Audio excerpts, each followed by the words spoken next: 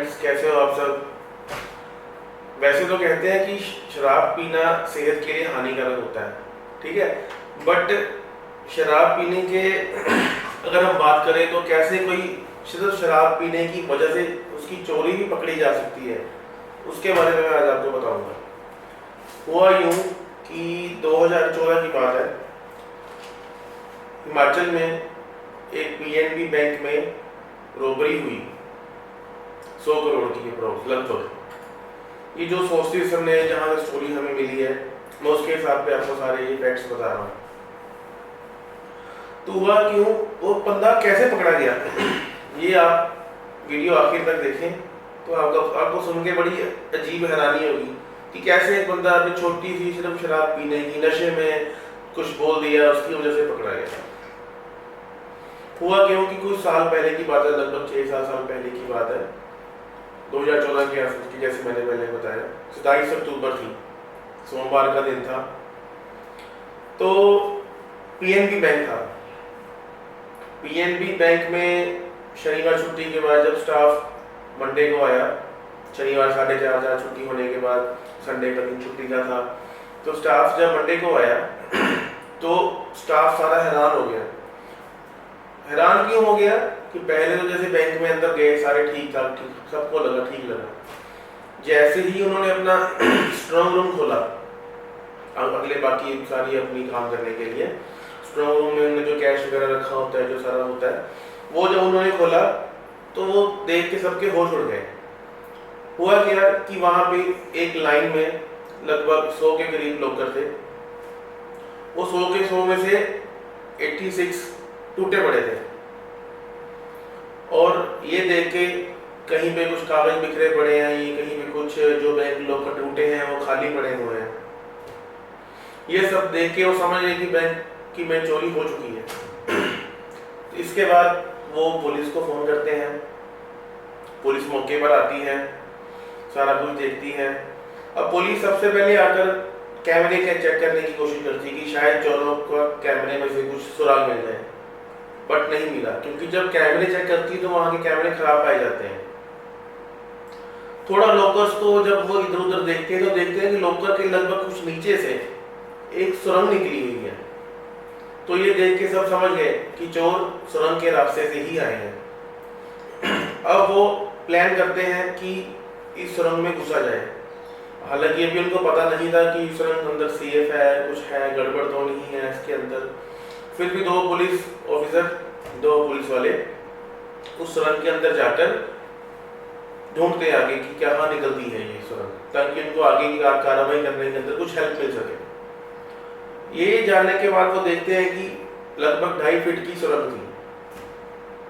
जो 2.5 फीट की सुरंग थी वो आई थिंक जहां से निकलती है आगे दूसरा सिरा उसका सुरंग का, वो लगभग बैंक से 100 कदम की दूरी पे था।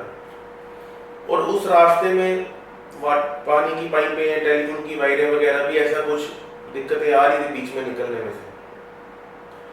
तो वो जब वहां जाके देखते हैं तो देखते हैं कि बैंक के बिल्कुल 100 कदम की दूरी पे घर है, जो कि जहां पे सुरंग निकली है। अब ये देखने के बाद वो पहले तो उस घर का पता लगाते हैं, घर का मालिक कौन है, घर किसके नाम पे है, कोई किराए पे रहता था या क्या है। तो उनको पता लगता है कि ये घर 5 साल से बंद पड़ा हुआ है। तो अब उनकी यहाँ पे आगे एक फुल स्टॉप लगने वाली बात हो जाती है, क्योंकि वो सोचते हैं कि इसमें सिर्फ किसी पर्टिकुलर उन चोरों का ही हाथ हो सकता है जिनको पता था कि भी ये घर खाली पड़ा होता है और बैंक की बिल्कुल साफ लगता है, तो वहां से रास्ता अपनाया चोरी के लिए। अब जब पुलिस इंक्वायरी करती है, वहां के सारे सर्वेलेंस देखती है, मोबाइल टावर पे देखती है कि उस दिनों से लेके वहां पे उस टाइम तक क्या था, कौन कौन लोग थे, क्या एक्टिविटी हुई, क्या लोगों ने बातें की। वहां पे जितने भी बैंक के आसपास की दुकानें थी उन सब से पूछताछ करती है, दुकानदारों से, जो आसपास घर थे उन सब से पूछताछ करती है कि शायद कहीं से कोई क्लू मिल जाए, या शायद कोई उनको ऐसा शख्स मिले जिसकी उनको लगे कि हाँ ये शकी इंसान है और वो अपनी कार्रवाई को आगे बढ़ा सके। बट पुलिस के हाथ कुछ नहीं लगता। और मीनवाइल 100 करोड़ की चोरी होने की वजह से ये न्यूज़ एंड मीडिया में इतनी हाईलाइट होनी स्टार्ट हो गई कि मीनवाइल ये पूरा केस जो हादसा हुआ चोरी का, डकैती का, बैंक रॉबरी का, पूरी तरह से मीडिया में, न्यूज़ में हाईलाइट होना स्टार्ट हो चुका, क्योंकि लगभग 100 करोड़ की चोरी हुई थी। और जैसा कि आप सब लोग जानते हो, आम बंदा कोई भी होता है वो बैंक में लॉकर क्यों लेता है? बैंक में लॉकर लेते हैं कि हाँ, उसको पता होता है कि घर में रखना सामान, कैश, ज्वेलरी कुछ भी है वो सेफ नहीं रहता। कई बार कोई घर पर, कई बार बंदा कहीं घूमने चले जाता है और जो लोग इस विराग में होते हैं कि अगर खाली मिले तो उसके अंदर जो भी मिला है लूट लें। तो इस चक्कर, इस वजह से बचने के लिए, इस डर से बचने के लिए लोग बैंक में एक अपना लॉकर खुलवा लेते हैं। बट अब देखो, उस बैंक के लॉकर को ही चोरों ने लूट लिया। तो लोगों में तो अपना तफरी मचनी थी, लोगों की लाइनें लगनी शुरू हो गई बैंक के बाहर, क्योंकि हर किसी की जमा पूंजी थी, किसी का बहुत कुछ था, किसी का कुछ कागज थे, कुछ गहने थे, कुछ कैश थे। तो लोग एक तरह से बैंक के बाहर धरने लगने शुरू हो गए। अब जब आपको सच्चाई पता लगेगी ना, तो आप सुन के हैरान हो जाओगे कि चोर लोग थे कौन,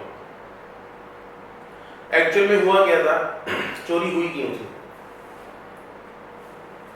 एक प्रॉपर्टी डीलर था जो रियल एस्टेट का काम करता था, कह सकते हैं, उसको कुछ नुकसान हुआ, कुछ बड़ा अपने बिजनेस में।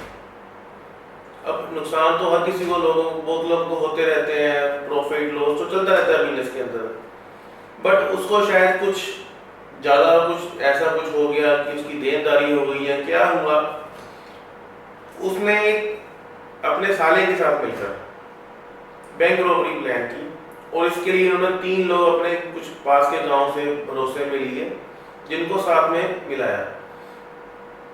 और ये लोग आप जान के हैरान हो जाओगे, कोई इनका पुराना रिकॉर्ड नहीं था, क्रिमिनल रिकॉर्ड नहीं था, ना ही असलियत में आज तक इन्होंने कभी कोई चोरी भी की थी, ना ही कोई कुछ था इनके खिलाफ पुलिस के पास रिकॉर्ड। मतलब ये इनका पहला क्राइम था। और इतना इन्होंने उसको अच्छे तरीके से, मैं कह सकता हूँ कि अंजाम दिया, बट सिर्फ एक शराब की वजह से वो पकड़े गए। अब देखो, कोई भी नहीं यकीन मानने को जल्दी मन नहीं करता कि हाँ जी किसी की फर्स्ट पहली चोरी है और इतनी पर सही की है। उसका रीजन क्या है कि जब घर से लेके बैंक तक ये जब टनल की खुदाई करेंगे, ये जब कर रहे थे, तो इन्होंने सारा कुछ पहले ऐसा प्लान किया कि कहीं कोई पानी की, सीवरेज की पाइप ना टूट जाए, कोई टेलीफोन की वायर ना टूट जाए, जिससे कि गवर्नमेंट ऑफिसर्स को ठीक करने आए और उनको सच्चाई पता लग जाए कि भाई घर के इसके नीचे तो सुरंग खुद रही थी। तो इन्होंने उस सब चीज़ों को इतने अच्छे से, ध्यान से, इतनी अच्छी तरह रेकी की कि ये वहाँ पे डायरेक्ट उसके बैंक के स्ट्रॉन्ग रूम में ही पहुँचे खुदाई करने के बाद। और लाजमी है कि सवाल तो उठने थे कि शायद कोई बैंक के लोग मिले हुए हैं साथ में, जो इतनी सिटी खुदाई लॉकर्स के नीचे खुली। चलो वो पुलिस कार्रवाई सारी करती रही, बट पुलिस को कुछ इतना, 100 करोड़ की चोरी, लोग पर से लोगों का धरना, पुलिस के ऊपर इतना प्रेशर बन गया था कि एक डेडिकेटेड जो ऑफिसर असाइन किया गया, जो कि इस बैंक रॉबरीज के केस में बहुत एक्सपर्ट था सॉल्व करने में, तो उसको एक पुलिस ऑफिसर को वहाँ पे अपॉइंट किया गया इसकी आगे की जांच के लिए। तो पहले तो ये पता करते हैं 27 तारीख को चोरी हुई। आप देख लीजिए कि इतना प्रेशर था कि 28 तारीख को ही पुलिस ने 10 लाख का इनाम दे दिया कि जब इनके बारे में इंफॉर्मेशन देने के लिए। मे भी डेट एक आधी शायद आगे पीछे हो सकती है, क्योंकि मैंने भी एक सोर्स से ही मेरे को मिली है स्टोरी ये सारी, जो मुझे इतनी हैरानी देने लगी कि मुझे लगा कि मुझे अपने ऑडियंस के साथ शेयर करनी चाहिए। अब पुलिस ने 10 लाख का इनाम दे दिया, रख दिया इनके ऊपर, क्योंकि पुलिस के ऊपर इतना ज़्यादा प्रेशर था, पब्लिक इतनी हाइपर हो रही थी, तो पुलिस ने आनंद फानन में 10 लाख का इनाम रख दिया कि जो भी इनके ऊपर, इनके बारे में कोई इन्फॉर्मेशन देगा उसको 10 लाख का इनाम मिलेगा। और वो 10 लाख का इनाम का ऑफर काम भी किया। काम कैसे किया? एक बंदे को, पुलिस वालों को किसी बंदे ने कॉल किया और बताया कि बैंक रॉबरी में जो लोग शामिल हैं वो यहाँ से 5 किलोमीटर एक गांव है, वहाँ पे रहते हैं। तो पुलिस के लिए तो ये एक अंधेरे में सुई ढूंढने वाला काम था। फिर भी पुलिस ने इसको सीरियसली लिया इस कॉल को, और उस बंदे ने जिसने कॉल किया था पुलिस को बताया, उसने प्रॉपर उन बंदों के नाम भी बताया।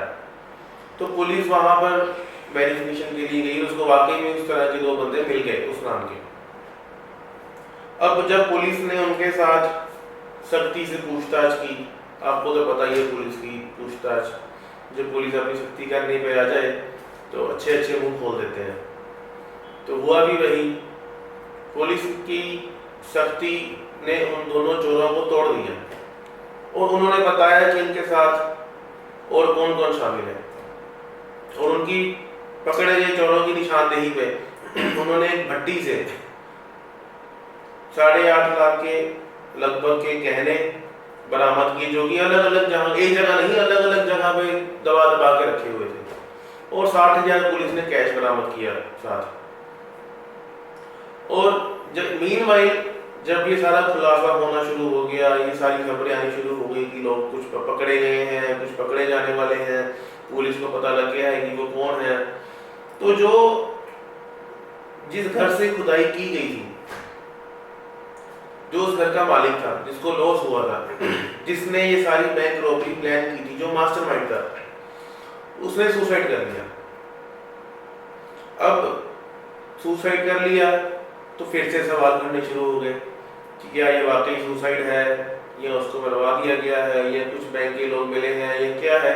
100 तरह के सवाल उठने शुरू हो गए।